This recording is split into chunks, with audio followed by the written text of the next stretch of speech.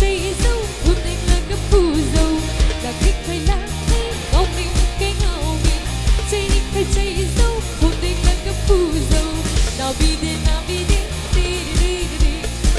nào bi đi đi đi đi xoay nhắc nhắc xì đến lan ra xoay nhắc nhắc xì đến ngao đến cờ rập băm băm băm băm băm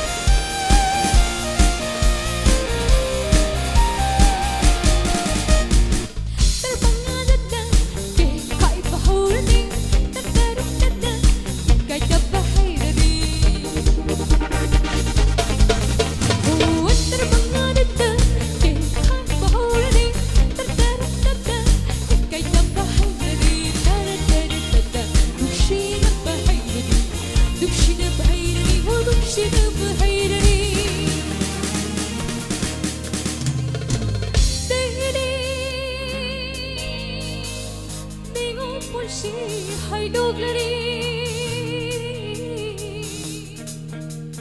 ở từ đây đi